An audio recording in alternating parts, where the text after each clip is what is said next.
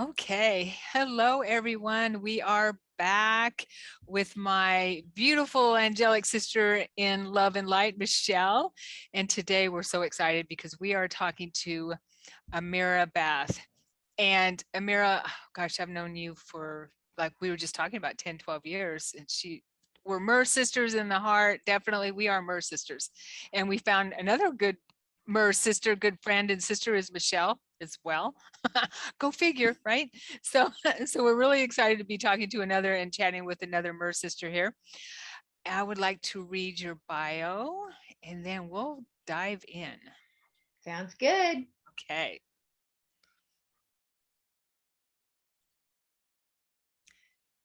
Ameera Atlantis is a multidimensional teacher and healer for the new Atlantis. As an incarnated Atlantean mer being, she holds the ancient philosophy, wisdom, and knowledge of the great kingdoms of Atlantis and Lemuria in her DNA and soul remembrance.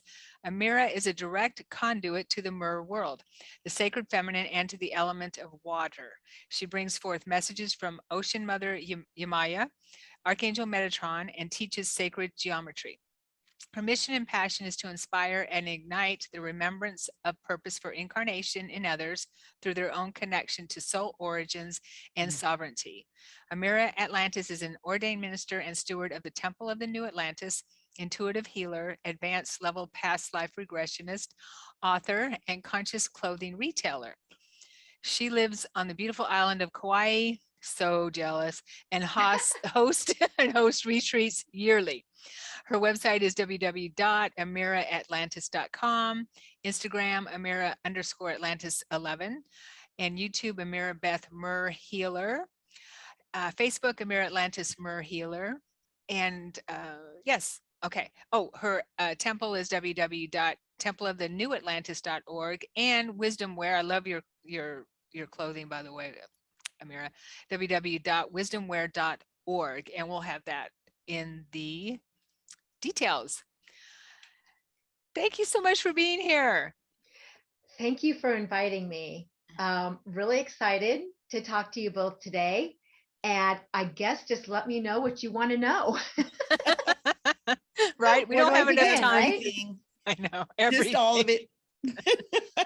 So, do you mind starting with sharing a little bit of your background, a little bit, because I know it's a journey, Yes. right?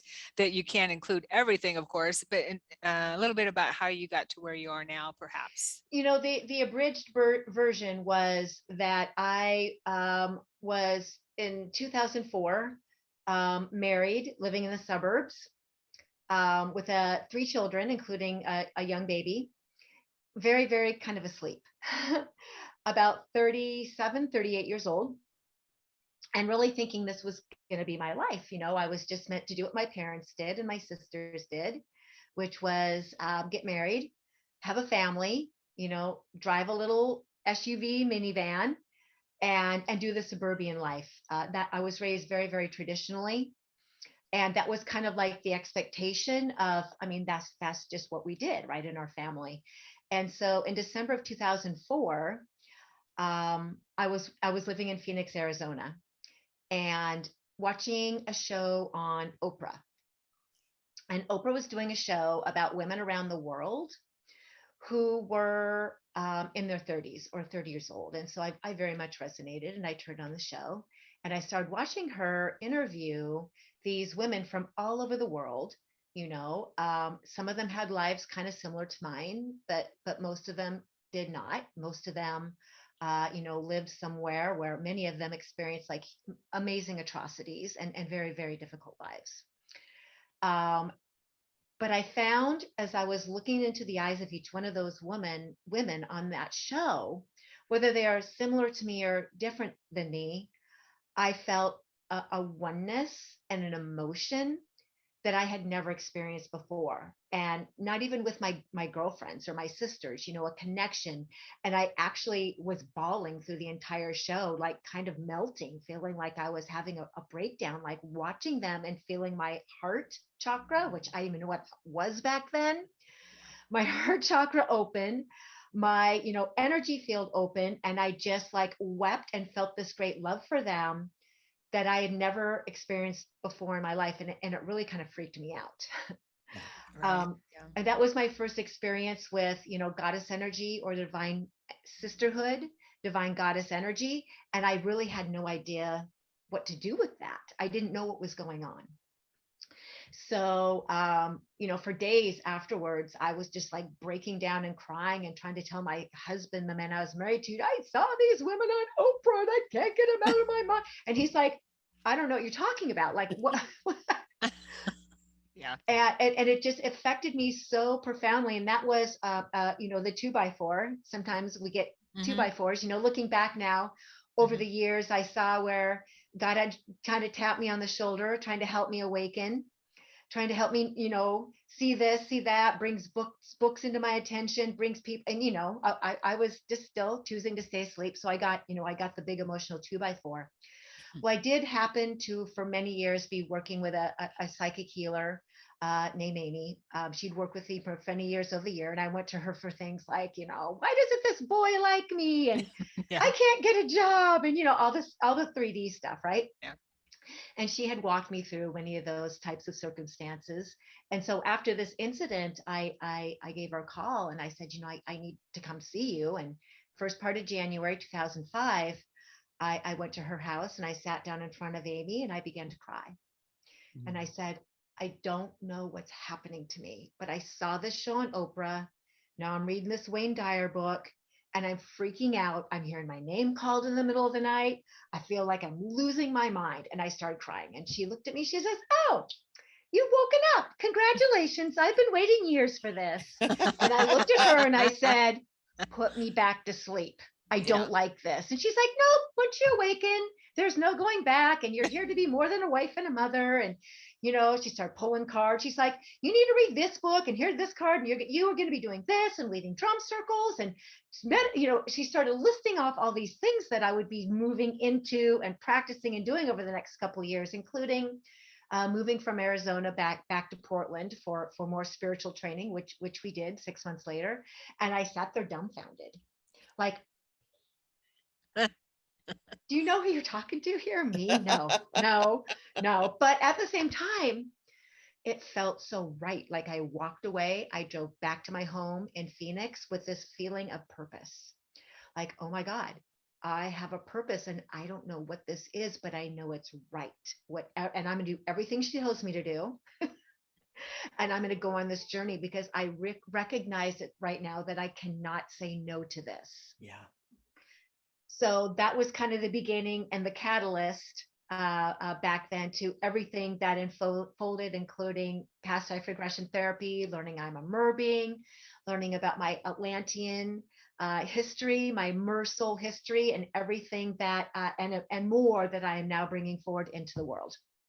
Nice. Wow. Thank you, Oprah.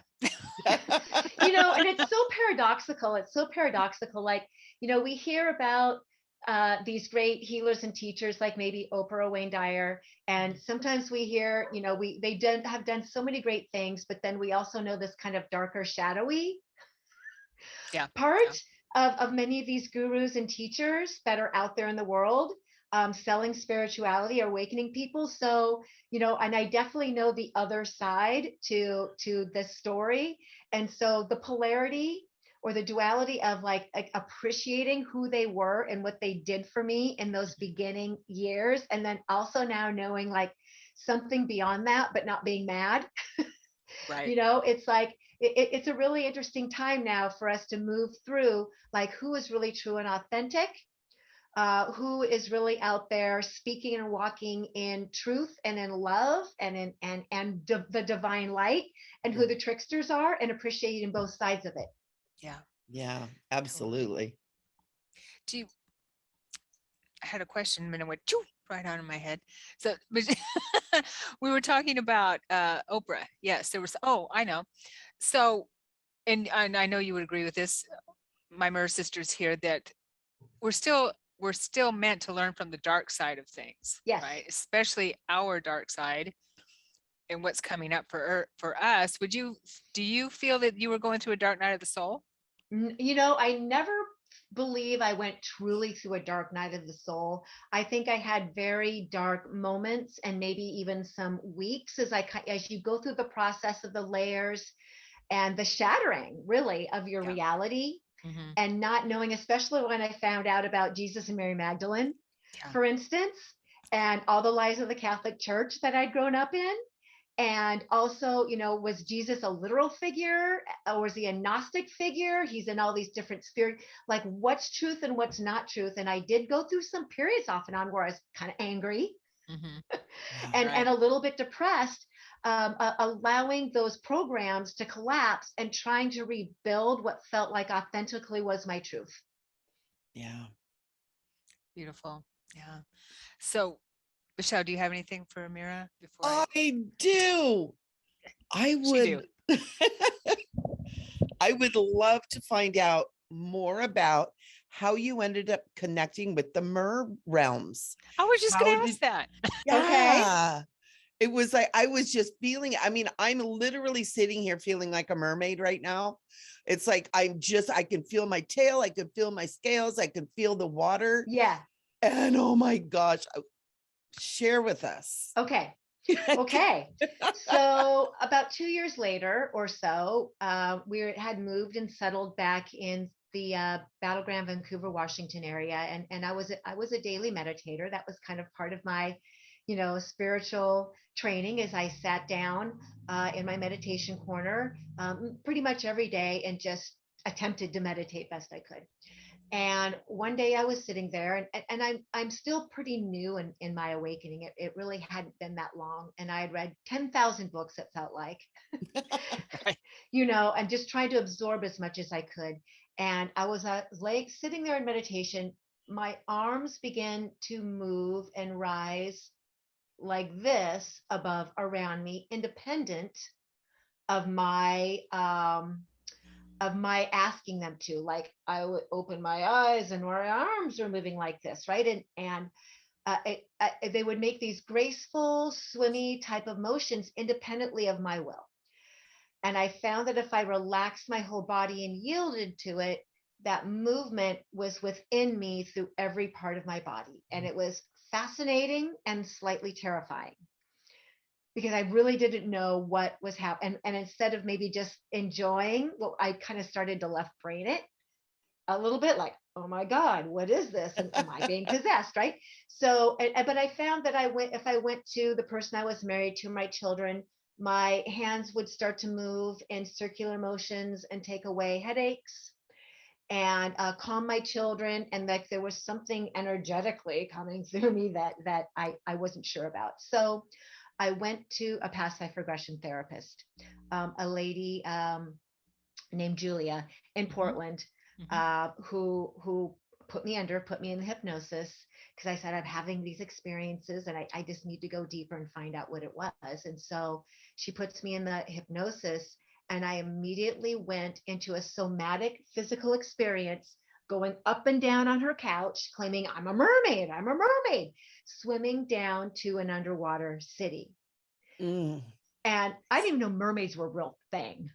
All I knew is I was in the body of this mermaid. I could see an underwater city, and I knew that I was surrounded by other mer beings. And so the session kind of took off from that, and she walked me through downloading this whole presence, remembering, starting the remembrance of Atlantis and my mission as a mer. And when I came out of that, she was just very like, well, now you know. And I was astounded. I was like, how can this be real? And luckily she recorded it, so I didn't have to go back and undo the whole experience in my mind. Yeah. But that set me on a course to go deeper and discover deeper what that meant. And so I enrolled in 3 levels of her past life regression training, because that experience impacted me and changed my life so significantly that I knew I needed to share it and offer it to other people. And so one of the cornerstones of my spiritual ministry is taking people into other realms and realities for discovery, remembrance, healing, integrating of anything from their multidimensional self that needs to come through, and assist them. Mhm. Oh my Beautiful. gosh. Yeah. When you're talking about this, I could feel that. Oh my gosh. When I was a little girl, I used to feel like I could swim to the bottom of the pool and Mm-hmm. take sips of air at the Mm-hmm. bottom of the pool. And that's where I kind of connected with it. But I've never done a past life regression. Oh. Yeah, when you know, and when you actually like, psychics and they can talk to you about all this stuff and talk to you about your essence, but when you experience it for yourself, when you literally it's an embodied experience. It Yes. goes from, maybe trying to believe it to accepting it. Yeah. Right. And when we go from believing who we are to accepting who we are, embodying who we are, it's a complete game changer. And so, whoops. So and I think accepting who we are is also a process, Yeah. Mhm. you Totally. know, That as we are multidimensional, and this is yeah, just a small part of who we really are. and yeah, and the accepting it and accepting the power that comes with that. And with great power comes great responsibility, Mhm.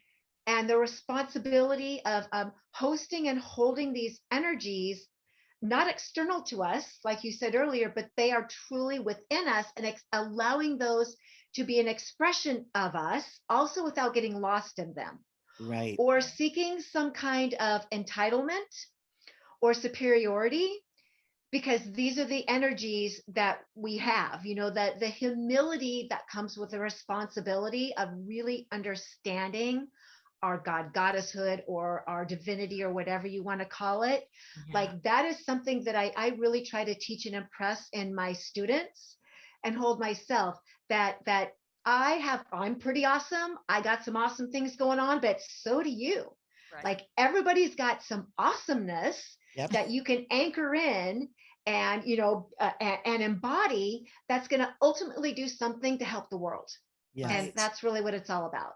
Yeah, and that we are so much more than, I mean, this is amazing too. Like you said, we are so awesome on the planet when we Yeah. remember that. And we are so much more than this, and bringing in those fragmented parts or those other multidimensional parts of us and having those in our memory banks just expands Yeah. who we are here. If I could share my MER experience, how I discovered my MER experience Yes. real quick.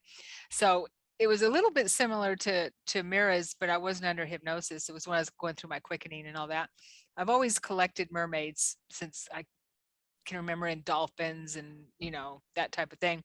So I knew I had some kind of a connection, but I didn't realize that I was a mermaid until in my meditations, during my meditations with Yeshua. And I was so I would go so deep in my meditations, I would have to lay down rather than sit up. And this voice came out of me. It was this, I was singing, but it wasn't singing. It was bringing this haunting call Mm, out of me that I didn't recognize. It didn't sound like me, definitely. And I'm got goosebumps talking about it. And it was a mermaid call, some kind of a mermaid call. I realized it. It brought me into that awareness of who I am as a mermaid. And then I started having out of body experiences as a mermaid, and where I'm underwater. It took me a little while to get used to be able to breathe underwater, because I would panic at first because I'm just there as me. And so I would panic and realize, and I'd hear this voice, no, you can breathe, just breathe. And so I'm like, okay, okay. And then I would look down and see my body as a mermaid. I could see myself in physical form, first person as a mermaid. Uh, just really strong body. And I know why you're so, I mean, of course you are, because you work out really hard, Ameera. I mean, she's the queen of yoga and all that. And so when I see this body of myself, it reminds me of you, this strong, and I feel the strength of that body. And I'm like, wow. So, because I'm looking at it as myself too. And then another experience, I look down, there's a dolphin in front of me, and going like that to look down. I look down and I'm nursing a mer baby. oh, Yeah, it I was never get tired amazing. of that story. Oh yeah, I know, it was just so amazing. I've got goosebumps again. And I and then another experience where I'm with my mermate, and I remember my mer family too, swimming down to the city, and I'm with my merman mate, and we are just floating in the ocean or in the water with, I'm on top of him and he's holding me.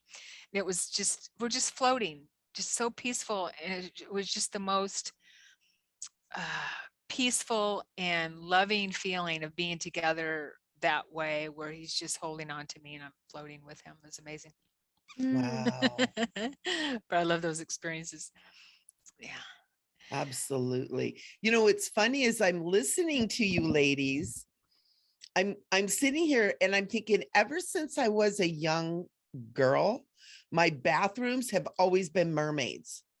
To this day, now the mermaids have seeped out into the kitchen, Mhm. dining room, kind of the big garden room, the patio. Right.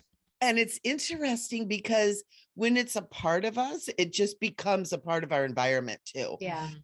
And I love your logo here, Ameera, with the mermaid holding the trident's Right. work. Definitely. I love, and it keeps like kind of like pulsing in my memory here. It's Ah. really cool because I've seen it, but not quite like that. And it's doing something.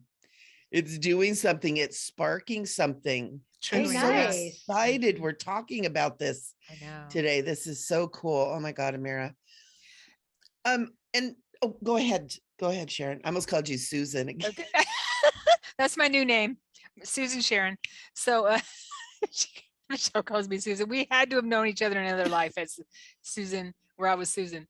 So, no, I just wanted to ask Ameera if do you have memories of, if you could share your memories of Atlantis and what the Mer people, their role in Atlantis. Okay, great question. I love this question. So there were 5 incarnations rising and falling of Atlantis, and the Mer were involved somewhat during every incarnation. So the one that I'm mainly here to speak about and teach about, and that I remember the most clearly is the last Fall of Atlantis Yeah. 13,000 years ago. And so during that time, 13,000 years ago, when it was decided that we would go through another Atlantean experiment of, forming the landmass and the beings coming down from all over to take part in it, the agreement between the Atlanteans and the Mer were that they were kind of like sister cities or sisters. So Merlantis, what I call Merlantis, it was of course called something else in our language. Mhm. Merlantis was the city under the sea. Atlantis was above the ground. So Merlantis held the below, the Atlantis masculine held the above. The Merlantis was the feminine, and the we loved the humans. Mer people, we just were fascinated by the human race. We were fascinated by the whole experiment that was trying to happen with these Atlanteans coming in and being third dimensional beings with fifth dimensional consciousness, Mhm. learning through their 5 senses for the very first time. And the experiment was, can we hold that fifth dimensional above consciousness in a third dimensional body with all the human, all the human sensations and foibles and things that go on. So the job or the agreement between the Atlanteans and the Mer beings were that many of us were given the assignment as a Mer to be able to shapeshift and come up out of the water and shapeshift with some legs and go assist the Atlanteans in many, many things. I remember specifically going into the healing temples, the Temple of Poseidon. And I remember the Temple of Poseidon being like a darkened cavern with these walkways and these waterways and these beautiful little inlets that were lit by colored lights that when I saw them in my regression, I didn't know what they were at the time. These beautiful colored crystals that seemed to glow within, and the healers would be in there with their people on the tables working with the 13 chakras and the energies. And there were all these little inlets and walkways, and you could hear the water coming through.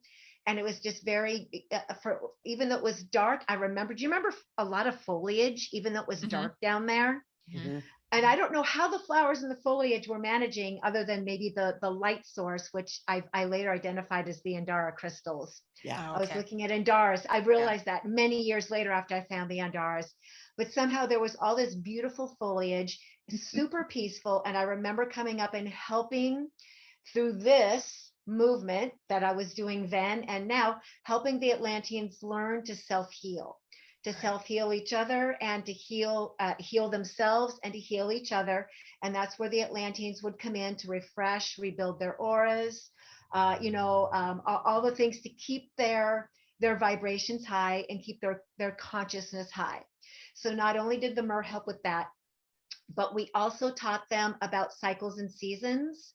We taught them about sun rituals, sunrise, sunset, moon cycles, all the cycles of the earth, and taught them how to live symbiotically Mhm. with the cycles of the earth and of the seasons, because when we are in symbiosis with the earth cooperates with us, right? Right. Right. We taught them about sacred geometry, growing their gardens in sacred geometry, to enhance their food supply. So we gave them all this knowledge and information. And so, because remember, they came down going, "We're so excited, but what do we do?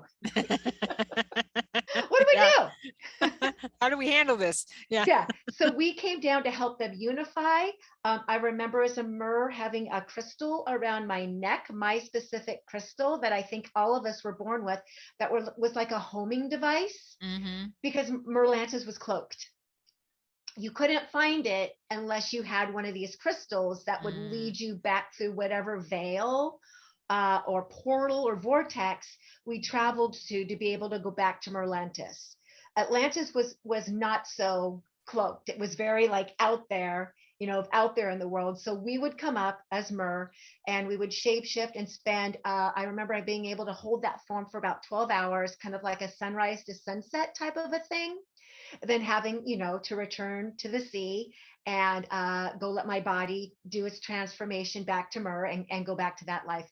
And I remember how much I loved the Atlanteans. I remember how much I loved the humans. I loved their legs, and I loved having legs.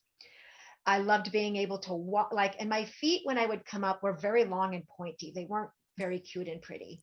So I was not, because they weren't like you see Ariel with like it wasn't You're quite right. like that. We couldn't Right. quite get that, that exact representation or whatever. And I think that was by design. So we'd be like, all right, we gotta, Mhm. we gotta go back. We're still Mer. Yeah. Yeah, we're still Mer.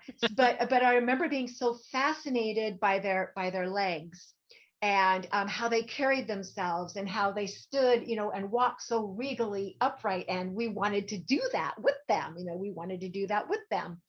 And so that was a big part of the agreement, was teaching them about nature, and teaching them how to stay in symbiosis with the earth, so that the earth would support and sustain them. Wow. That puts so many things together in my mind of experiences I've had and memories that I didn't, because when you get snippets of memories of these long lost Yes. communities and your role there, that's amazing. Ameera, I have Wow. a quick question for you. And by the way, I'm just like Sharon is saying, as you're talking about this, I'm like, oh, that's Mhm. what that was. Oh, Right? that's what that Right. was. Oh. And the lights, matter of fact, it was so funny because I picked up my Andara that I have here, because it was like, show me, show me, Yeah, show me. nice. Where are the Mer people originally from? Do we know? Well, most of us came from Mintaka, which Okay. is the westernmost star in Orion's belt. It's known as the blue planet, the blue water planet. Only it wasn't really water; it was more like liquid plasma light. Yeah. Yeah. Yeah. Okay, but Mhm. water is the closest thing. So when water was first element on Earth, so when Prime Creator he decided to create, build Earth was going to be formed. Water was the first element to fall to Earth. It came as liquid plasma light. It wasn't like water like we know today. And we know water completely surrounded the planet at one time. And the Mer fell with it. So most of the Mer who came from Mintaka were original Mer who came with original liquid plasma light that fell to Earth at the onset of the creation of the planet. Mm. Wow. And so we were very different. We are very ancient. Mer are very, very ancient. And I think the Mer, Sharon, where do you feel like you originated from? That resonates with me. I've always known I'm from a water planet, obviously, a blue water planet, Yes. but I didn't know where. Yeah, Yeah. it was probably Mintaka, Okay. and I think there were one or two other smaller water colonies that also, but Mintaka was the kind of the main hub, so to speak. Yeah. And we came to bring, and remember that all water that is here on the earth today is original water. All water here is first water. So anytime you take a drink and you pee or you sweat and that gets gets absorbed up into the clouds and recycled back to Earth. Wow. Okay, all water is original water. That's how we know water is so ancient and holds memory of everything from all time. That's why the whales and dolphins always come through with me in channels to drink water, drink water. There's so much in water that we don't even understand. Yes. And the Mer, we because we're water, right, we hold that essence, that original essence within us. And the other thing that the Mer, we Mer are doing or have done is the Mer, we are the essence of the divine feminine. We hold the divine feminine template, the new divine feminine, and we are here in mass numbers, like the return of the goddess is really the return of the fluidity, feminine, receptive that is found in the cells and DNA of the Mer. So that's why you see mermaid iconography everywhere. Mermaids, every little girl wants to be a mermaid. We're remembering it's because the divine feminine has risen up through the return of the Mer beings in human form.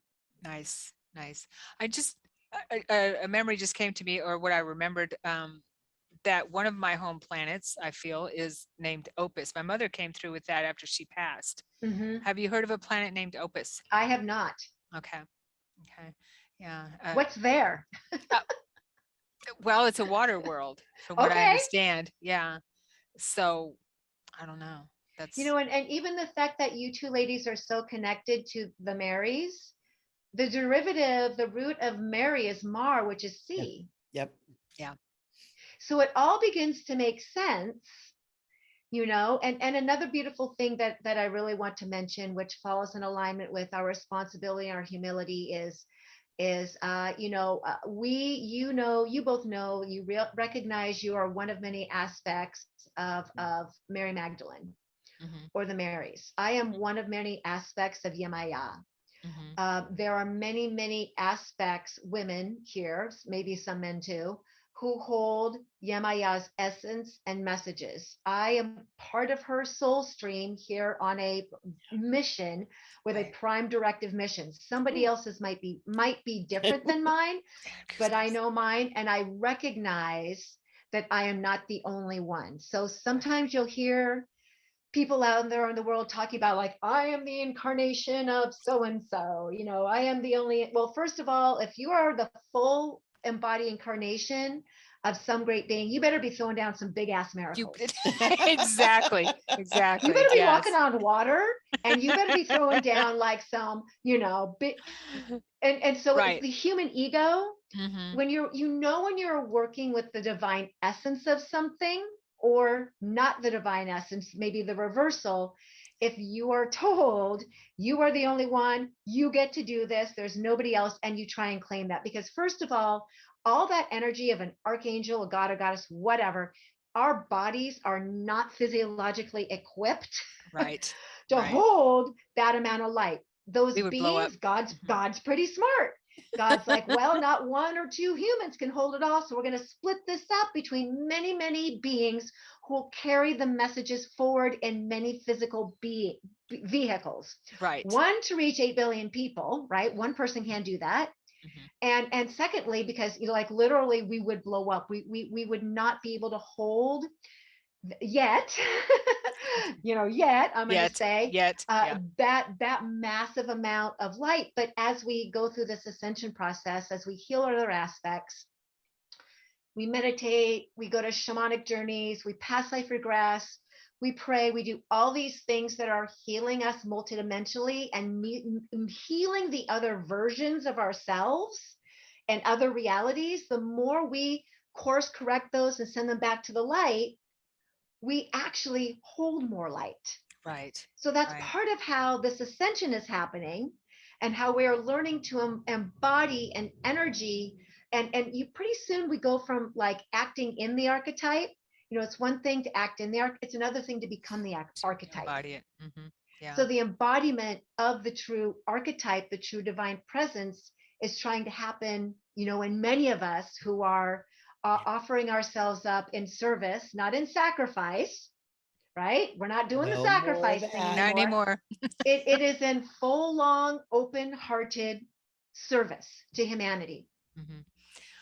Wow. I love that. That's beautiful. One thing I wanted to also add is, from my perspective, you were talking about the difference between information that you're getting that you are the incarnation rather than you are part of a soul stream. And there are many others that have come here. I think that as people start becoming aware of themselves, and I know this, I went through that too, because don't tell me I'm Mary Magdalene. That's not something that I can, my ego luckily didn't go out and say, oh, I'm Mary Magdalene, but still it's a struggle within you. It's a struggle. So that as you heal that part of you and realize that we're all connected, and there's many, many, many of us, the ego and the dark, how do I say it? But the shadows within us can be transmuted. And that's when we realize that, okay, we are part of this much, much, much, much larger project. Yeah. We always want to believe it in everybody else, but we don't want to believe it in ourselves. Right. It's so true. And what just came into my mind too is as we actually embody that presence and say yes to, I am a Mary Magdalene, I am a mermaid, I am these things, we also begin to be able to transcend the stories and all the stuff that are attached historically, right? And that are really embedded in the human mind of what happened. And we begin to come back to that truth. We begin to bring the truth of the stories, like the walk of Mary Magdalene, who the mermaids are here, who the unicorns are, who even the dragons are, what the dolphin whales are really doing. We begin to bring the truth. We transcend all of the nonsense that's been put on that. And I really feel that the Mary Magdalene energy is the energy as we're embodying it. And even sitting here, I'm seeing Christ like right here. He is like, yes, my girls are together. It's bringing that Christ consciousness through easier too. We keep getting the same things at the same time. We don't even need to talk anymore, right, Ameera? We don't. We'll just go like this telepathically, because 2 hours. I know. Right, because I got Jesus here, Yeshua here, and he was telling me just right before you said that, he was telling me, do you remember in your near-death experience, I've shared this, that I took you to that water world. I took you to a water world. He's like, remember that? Like, of course I remember that, but now it's connected now. And because the world, the earth was originally water, we are going to return to being a water planet. I feel that very, very strongly that the water is coming. Yes. And that's not to alarm or put any fear, but land masses always were meant to rise and fall. Yep. And as land masses fall, as decreed by the cycle of creative destruction, create, destroy, recreate, because that is the cycle of God in life. Everything has a cycle. The seasons all have cycling of creation, destruction, and recreation. Okay, as we go through the recreation of this planet and finish this cycle, this 13,000 year cycle, we will see, I believe we will literally see the rise of the new Earth Atlantis, the literal rise of those land masses, those Atlantean land masses. I am a teacher of the new Atlantis rising. I'm here to get everybody ready for that because it's coming, and to remind us all that we are eternal beings. Yes. We are soul. We are eternal beings. There is no death. When Atlantis fell 13,000 years ago, because the consciousness ended up falling so deeply, the fifth dimensional beings lost their connection and remembrance that they were divine eternal beings in a great experiment, and that all was well. So they fought, they lamented, they cried out in pain and in sorrow and agony. And when Atlantis sank for the last time, it took with us a consciousness of despair, because they forgot they were eternal beings. And that consciousness of despair is, and despair, when you get to the root of the human condition, it's abandonment, and as despair and abandonment are our core wounds as humanity.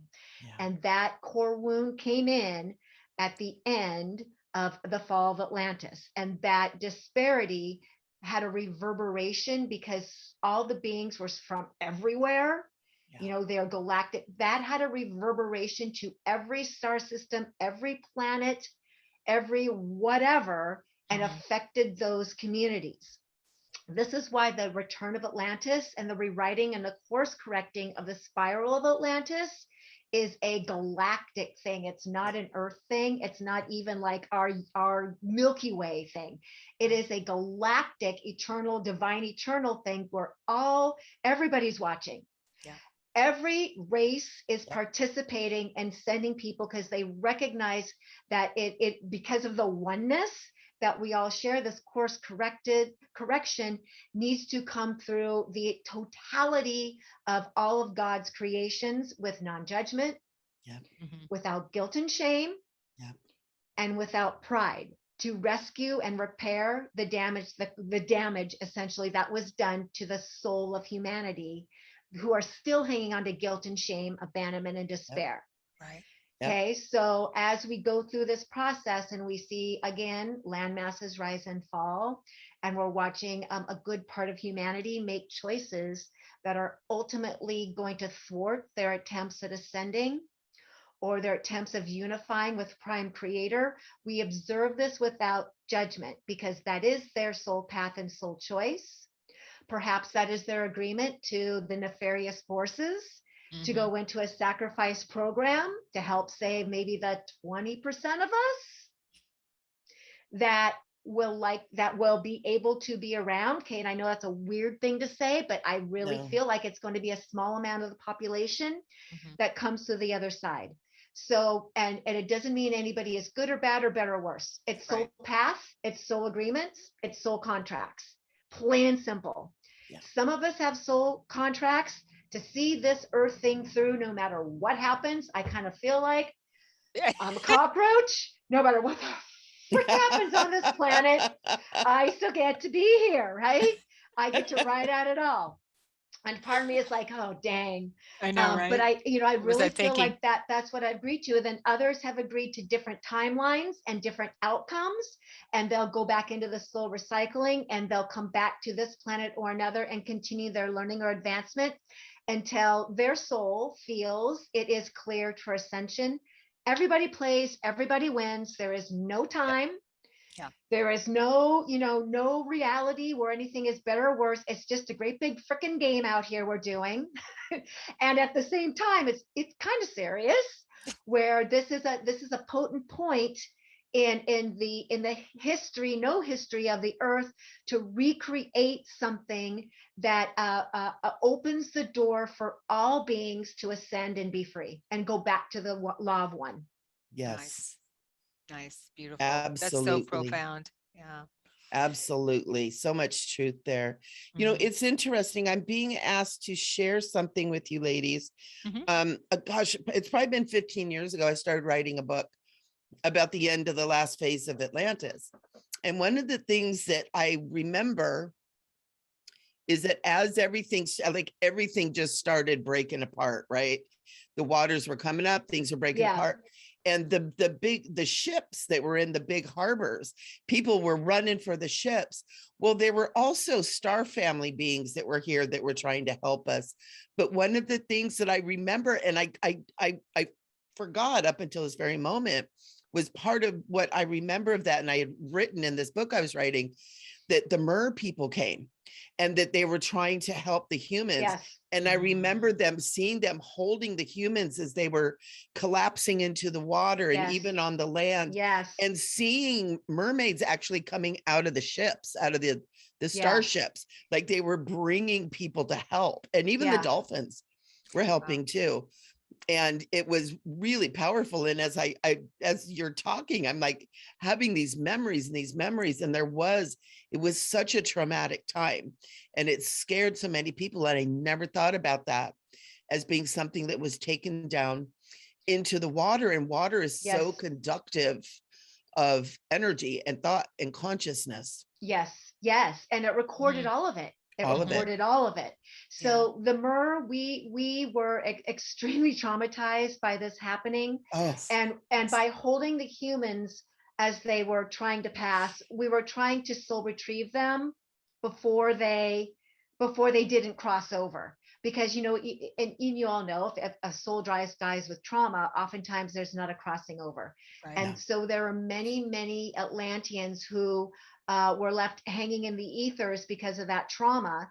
And we were trying to cross as many of them over as we could to reduce the trauma and the earthbound spirits. Mhm. yeah. But there were a Yeah. lot of Atlantean earthbound spirits, a lot of traumatized beings. And then, of course, because that's an aspect of you and me, the abandonment, the despair, because it's all connected, right?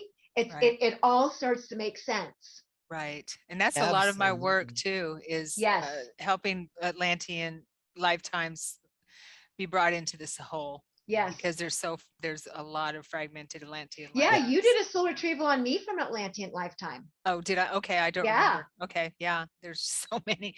But what you were saying, Ameera, reminded me, Michelle, too, of an experience I had when I was just starting to wake up, and I was I mean, I'm an out of body traveler still, but during one of my earlier out of body experiences, I'm sitting in front of my counsel, who I didn't know then, but know now is my counsel. There's a Pleiadian, a couple of Pleiadians, Syrian, a couple of Arcturians. and extraterrestrials there, and we're talking, and they bring up that I am here. They're pretty much telling me kind of what my mission is. And again, it was before I woke up. I was just starting to wake up, and they told me that I'm here to rectify what happened in Atlantis.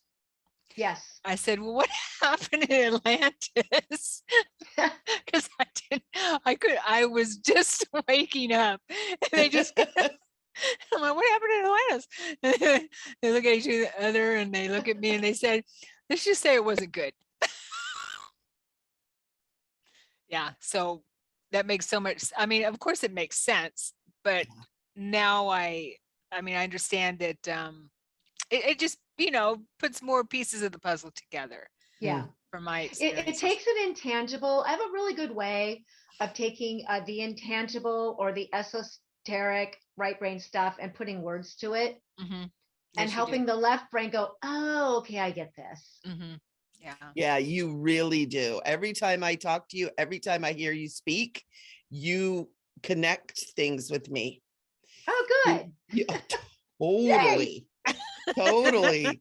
Because it's like I've got so much going on. Yeah. It's like I've got the Arcturian thing, and I got the mermaid thing, and the unicorn thing, and the me thing, and the 3D thing, and the master healer, and the, like we all do. And Right. it's like sometimes I just feel like it's just a big tree where all the branches are there. Right. but it's connecting it back up to that trunk.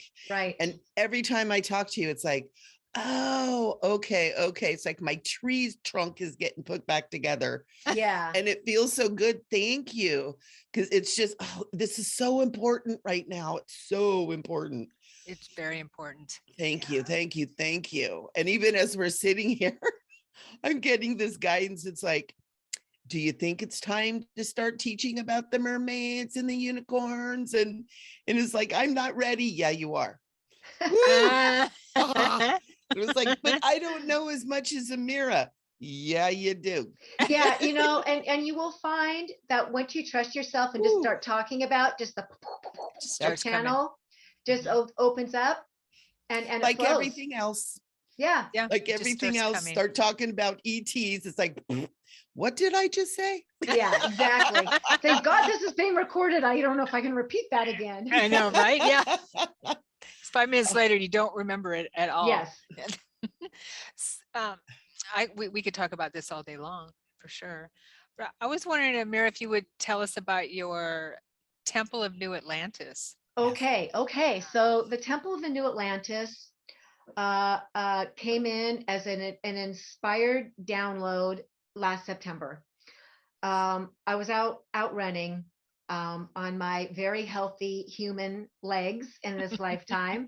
I've been running for 35 years, and I really know I love running because of my love for, my infatuation with the human form as a mer, right? So in this lifetime, I came in with a very strong body, very strong legs, just like in the water, I had such a strong tail, Mhm. So I got to have that back in this lifetime. So I was thinking about, it was right at the onset of all the announcements about vaccination, mandatory vaccinations coming through private and public sectors, government sectors. I was seeing all these people on my social media and some I knew in purpose on in person Mhm. who were so upset because they were going to lose their job unless they took that unwanted coercion of a medical procedure, and they didn't know how to get out of it. And I remember, they didn't have any kind of an exemption that would allow them to not do this. So I was running and I was very upset. I was and I hear this voice and I was thinking, well, how can people get out of this? Well, I mean, a church. They can go to a church, a religious letter. Maybe they can find a church. And I hear this voice in my head go, Ameera, start a church. I was like, what? I'm like, that's how you can help. Yeah. Start a church. I was like, can I really do that? Start a church? So I did this little post on Facebook and I showed a picture of myself and I put my thoughts out there. I'm like, I should just start a church for you all. And I had all these people go, oh my God, do it. Please, can you do it? Yeah. And I had my friend who's a very good astrologer. My astrologer private messaged me, and she says, don't get a state-run church, which has code 508C1 or 5081C, 501CA. 501C. Yeah. Don't get a state-run church. She says, get a private membership association and get a 508C1A, which is a free church. And I was like, oh, what? And I started investigating this. So the first thing I did is I got my private membership association, which allows someone who wants to start a company or a business to do it in the private sector and not under a corporation. It's out of government reach is what that means. It's out of government overreach. What we do is private, just like you're in your living room with your guests in your living room. Mhm. So I set that up. It took about 3 weeks start to finish to get my articles of association and to get my bylaws. I also am in the midst of doing a 508 church, which is a free church, non-state run. Okay, so and it took within 3 weeks, I had my PMA, my membership agreement, which when you have a PMA, it's an agreement between you and the member, and they pay a nominal fee typically to belong to that membership. And it's like, this is our private business. You are agreeing to be a member here as long as you feel like you want to be a member, and this is our business. It doesn't belong to the rest of the world. It doesn't belong to the government.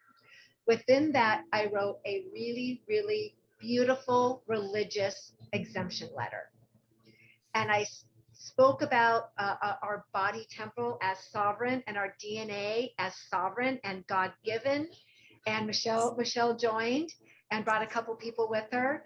And I started emailing these letters, offering these letters to my members, and they came in droves. Yeah. I think I had 50 people. I got a website up right away, did a little video, and I think I had 50 people in 3 weeks. Wow. The majority of them wanted a letter to save their jobs. Mhm. Some people joined because they just wanted to belong to something different, a different type of spiritual organization. And people, I had somebody donate. Some people just donated money to me because we love what you're doing. Thank you. Go help the people. And so I was able to pay my PMA, all my website fees off, just through people coming and saying yes to this. And the reason I'm sharing this part is because when we are divinely guided to do something, when God decrees, go forth and do this, my child, bring it, and we say yes. Yeah. If it's a money thing, the money comes, right? It comes. Okay, Yes. the money came, and I was able to fully fund and support this entire Temple of the New Atlantis, the entire project, get everybody who needed for their families, for themselves. I don't know, families joining, get them the religious exemption letters, and I don't even know how many jobs I've been able to save. Oh, nice. Because of this participation with spirit and this drawing of the line in the sand of no, we will not be participating in your experiment. Yeah. We will not be your guinea pigs. We are decreed by God. My body belongs to God. My soul belongs to God. And I wrote a really, really amazing letter that I'm very proud and happy to make this offering to the world. The Temple of the New Atlantis will not only be for medical exemptions. I'm holding online gatherings, temple gatherings, sharing all kinds of information about New Earth. I'm going to start sharing about PMAs. I'm going to start sharing about the American State National Program, and bringing people together in general. Because if we are to form the New Earth, or the New Earth and Atlantis, communities have to come in. Yes. The temple is based on the law of one and the 7 sacred laws of Atlantis. There is no requirement except an open heart, an open mind, and a belief that at the core of it all, we truly are one, and we are meant to come together in droves as community, as tribe, and help each other figure out this experience that we're having together. Yes. Wow. I love that so much. It feels so good and so safe. It's I actually just realized, there's a little bit of me that's not been feeling safe through this whole thing. Right. It's like, oh, things are crumbling. And when you talk, Ameera, it's like I feel really, the word that it comes is safe. If I can offer that to anybody, safety, I mean, what a gift. Yeah. That's a really precious reflection. Thank you. Because although we know we're eternal beings and ultimately we're safe, the human part of us goes, am I really? We're going to be here tomorrow? What am I going to wake up to? The entire humanity as a whole, we're all traumatized. Yeah. We're traumatized from the minute we're born. Yes. And we come out of the womb, and the way we come out of the womb. And, we are considered a dead entity as soon as our birth certificate is put into motion. We are a vessel.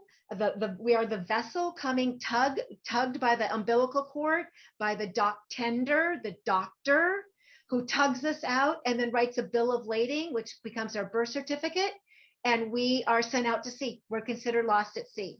So there's all this language, and just coming into that paradigm, even though we're unconscious of what's happening to us, coming into that itself is a trauma that tries to separate us from our divinity and from our soul and sell us out as a corporation.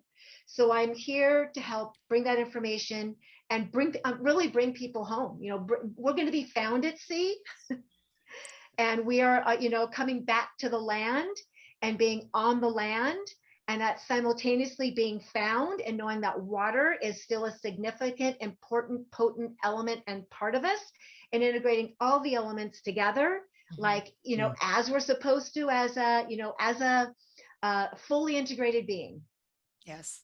That's Wow. wow.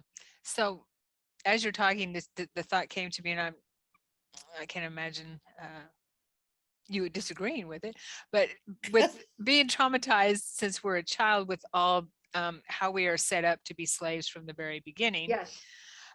from our birth, that has got to affect us on an energetic and subconscious way Yeah. that we don't realize as we move through our day, and I would imagine it feeds into those those past life memories already, Yes. of not feeling worthy, of feeling shame, of feeling guilt, and feeling entrapped, and those types of things. So even though we don't know what's going on in our life, or the circumstances for a lot of us, if we're very sensitive, Mhm. can can dictate that, and so we're holding all of that energy Yes. within us, even though we don't know what's going on. Yeah, and the weirdest thing of all is we agree to this. We Yeah. agree to come here to I this. know, that's why I keep saying, what was I thinking? Well, it's We're up there going, yeah, this looks like a good idea. That's what I have this memory of talking to my galactic parents, right, as this galactic being, and saying, well, Earth is calling. I want to go to Earth. They're like, are you sure? Are you sure? Well, I want to help. Are you sure? Yeah. Yeah. Yeah, I'm an eternal being. It'll be fine. Yeah. And It's I'm great. like, I'll wait a remember minute. I'll remember that I'm, a fifth dimensional being and above in this having a human experience. I'm going to remember. No, Oh you won't. yeah. After Yeah, I will. And if I 37,000 don't, lives. it'll be fine. And then we get down and we're like, I know. It's like, I've been here for way, way, way, way, way too long. yeah. it's like we forgot that we forget. And when we come in, we Yeah. pop in, we don't have those memories.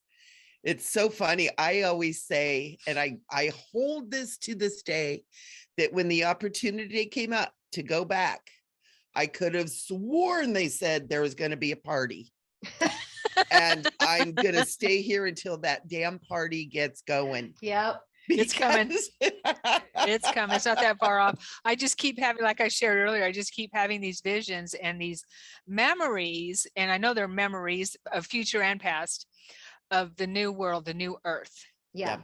Yeah. And Mm. it brings up so much emotion in me, because it's so balanced and in harmony with the planet, with each other. We are the reconstruction crew. Mhm. Yep. Mhm. We are the boots to the ground, Ooh, goosebumps. doing the Yes. work, Mhm. building the new Earth Atlantis. Yeah. Yeah. Yeah. We Yep. are. Lead the way. And those Lead of you the way. watching are too. Yes. Yeah. Thank you for being here, all of you. Yeah. I feel a lot like this is really speaking to people's kind, just like deep, deep memories right now. Yeah. That this show is really going to be shaking some people up. I feel like there's some people that are like, oh yeah, oh Mhm. yeah, oh yeah. Because I know, the mystical realms, the mermaids, the unicorns, the dragons, the fae, the elvens, they've been relegated to that fairy tale. Yeah. And they're real, and they've been real, and they're coming back. Because I know that I've reconnected with the unicorn realm, and they said it took a certain level of purity of mind for them to be able to start coming back in. And is that the same with the mermaids, do you think? Do you think that humans needed to get to kind of a level before they could really come back in and start doing their... Yes. And those of us who hold a main soul stream, of a mythical creature or an ET or whatever, at some point, we personally, and maybe humanity as a whole, we will get to a point where you and I, if we want to reveal our mer form, or that overlay of our mer form, that we're going to be able to walk around and reveal that and be seen that way, and it will be okay. Oh my gosh. Yeah. Oh my gosh. I just had a flasharoo. I've never said that before, by the way. Oh, I've done a lot wow. of interviews. I've never said that before. So this is breaking news. Yeah. This is breaking news. Yeah, Put it's that coming. on the header. And but what Breaking that means, but what that also means is, Ooh. the reptilians and some of the nefarious beings Mhm. who hold those overlays, but they're cloaked. Mhm. That's got to break down first, I feel. Yeah. So they're going to have to reveal themselves through the thinness of the veil, reveal their soul, reveal their heart or lack thereof. Mhm. Right. Okay. And that's going to have to be revealed first and collapse and be more eliminated. And then we are going to be able to come forward and people won't fear it. Yeah. Okay. And that is already collapsing too. Yeah. There have been some things on mainstream TV where you see weird eye stuff going on. It's like, it's still so, but it's still so kind of like, out there, like the main population of humanity doesn't look for, it's not even registering. Right. And so, we'll know that the consciousness of the earth, the frequency of the earth is high enough when these beings are unable to hold their form in public, and the general public gets to see it and decide if they're going to fall over dead in the streets or if they're going to like go on, because now they're knowing the truth. Yeah. There'll be choice points all along the way. Right. And I see even more than Mer, extraterrestrials, different looking extraterrestrials will be walking the streets with us. Yep. And it just like in Atlantis. Just like in Atlantis, and it will not be a big deal. I mean, we're already starting to bring hybrids, and we see people that look like, whoa, that person's an extraterrestrial. We're already seeing people like that, and we just kind of say, that person's got to be extraterrestrial, and then we go on. Well, and when you see souls, like I know both of you see souls, and many people listening, you see a soul. You can see that overlay or that imprint or that mannerism or the body language of, some other being. Yeah, totally. Absolutely. And you know what? I am being moved to share this really quick. I think this is, I feel like somebody needs to hear this, and I need to hear this. In the Mer world, they're through different things. Some of us were deeply wounded, and especially with the fall of Atlantis and everything. And so I'm going to share this. And a lot of people know this already, that I have had a severe hip and back injury, and I'm actually in a wheelchair right now. I can walk a little bit, but I'm not. But as we're talking about this, you guys, and I don't think this is just about me, I feel like this is a wounding out there, that we have been very wounded, and many of us that have this kind of an injury or illness in our body is stemming from that. And it's really weird, because as I'm sitting here, and I said this way at the beginning of our show, I can feel my tail and my fins, and I can feel that something happened, and which is I'm carrying whatever that wounding is in my body, and I'm feeling almost like maybe being cut. Yeah, like a spear in the base of your spine. Yeah. Yeah, something. You were caught by a boat or by a fisher boat, and something caught you, and drug you up. Yeah, and so now that knowing this, the good things is we can go in and look at and correct and heal. And that's the beautiful thing. And that's exactly why I wanted to bring that up. Yeah. Because I just really feel like that the show is really going to bring some stuff up for people. And I want everybody to know that all three of us are here to help you and to support you. Because this is really important. Bringing this feminine with the Mer people back onto the surface is huge for the future of humanity and all of us, our mermanity. Right, mermanity. I love that. There's so many people that are remembering their Mer selves too.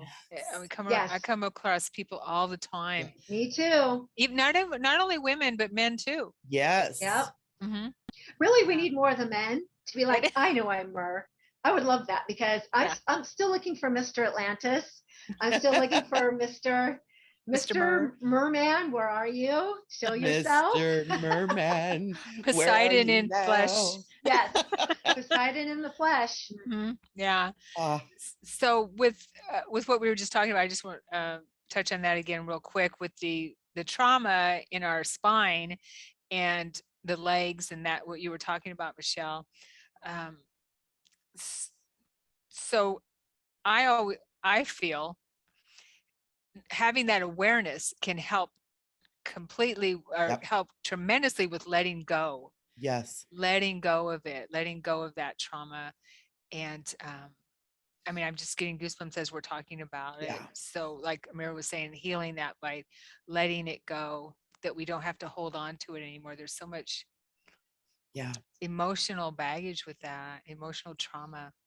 And there were some traumas that were purposely done during some of that from some of the dark side that was trying to take over Atlantis too, Sure. Yeah. if I'm not wrong. And to the Mer People, because we did love them so much. We did hold them in such high regard. We had so much love, and they didn't want that. You know, they didn't want the Mer People. There is and has been a hunting of the Mer. Yeah. And saw this is that. why we remain so cloaked and so hidden, Mhm. because when we have showed ourselves in the past, something like you experienced has happened. So there is a hunting of our kind. And so when it is safe for us to fully come forward in our true form, then we will. Until then, we kind of work underwater or under, Yeah. in the background. Yeah.